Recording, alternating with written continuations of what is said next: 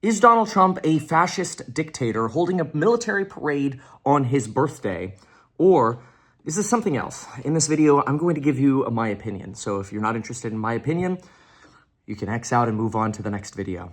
Just went on a run, spent a little bit of time in the gym. I've got a little bit of a disproportionate balance where I like becoming more orange out in the sun and spending less time in the gym. Maybe I'll flip that balance at one point. But the argument is very simple. Donald Trump on one side is a king, a fascist dictator, somebody who wants to see a Kim Jong-un or Kim Jong-il, depending on which generation you most recall, style military presentation of might and weaponry. When, on the other hand, people on the other side say, no, this is just a celebration of the various different battles that the military has fought in and won. This is an anniversary date, the 250th anniversary of the U.S. Army. It celebrates a remarkable time for the U.S. Army in victory after victory.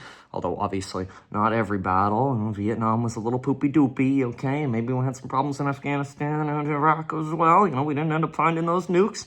We're told they're in their on now. But those are all for a different video. The point of this is more to say, hey, like, is this a parade for a fascist king, or is this a parade for another purpose? The most convincing argument that I find for something that relates to me as an individual is frankly the argument of military recruitment. In 2025, for the first time through March of the year, all active duty military branches have exceeded their recruitment goals.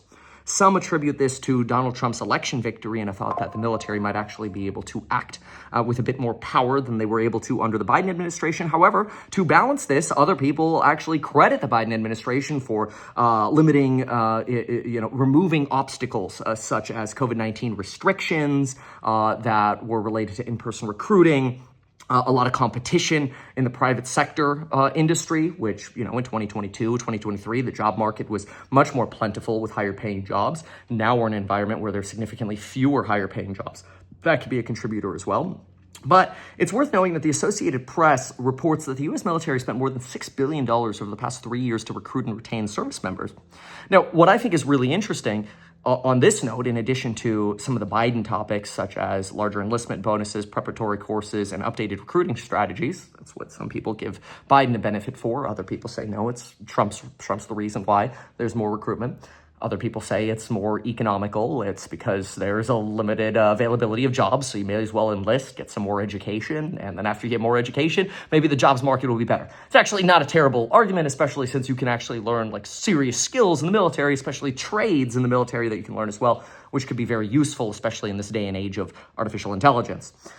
So, all of it said, when we see a military parade really of any kind, what it does for me personally is it sort of evokes the female fighter pilots that you constantly see these. I feel like they're almost put together by the military for advertising purposes, but you've got female jet pilots in the Air Force that frequently put together these phenomenal TikTok videos on flying fighter jets. And I'll tell you, as a 33-year-old dude who's into ladies, this is freaking awesome, okay? Like, I ended up becoming a jet pilot, I think in part because I was watching those videos. Now, obviously, I fly a different type of jet, but as a dude, I get really excited about this. This is freaking awesome. Like, it's cool. The big weapons, the big machinery, the big jets, the fighter planes, the stealth bombers, recon, Jason Bourne kind of CIA stuff. I love that stuff.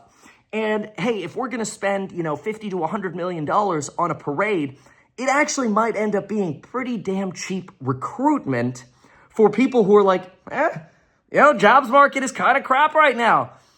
Hey, never thought about it before. I could join the chair force. I mean, the Air Force.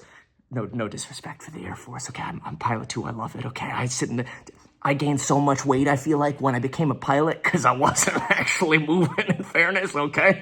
So a lot of sitting in the chair, okay? Anyway, I can't unbury myself out of that one. It's okay. Leave me a hate comment. I deserve it. Give it to me. Anyway, whatever branch of military you want to join, it's exciting, and it actually, if you think about it, it gets you past whatever bullcrap happens economically. So if you're, 18 to 28 right now, sort of that prime recruiting age might be closer to 27 cutoff, that prime recruitment age, CIA, military. This is the time where I feel like our country needs us the most, with Iran failing negotiations with Donald Trump, whether it's Donald Trump's fault or not. Putin becoming more aggressive, also failing negotiations with Donald Trump, again, whether it's Donald Trump or not, doesn't matter. China becoming more aggressive. Now we've got oil wells attacked in Iran, which limit the oil imports that China could receive, because Iran exports a lot of energy over to China.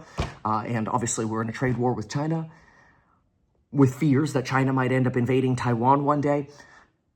Now is probably as good a time as any if you're on the edge to think about the military. And this 250th day celebration honestly probably couldn't come at a better time. So I will put aside any broader biases over, hey, it's just Flag Day, okay? Or Trump's a fascist, this is his birthday, like whatever. From the point of view of people watching this right now who are like, man, I have been looking for something to do.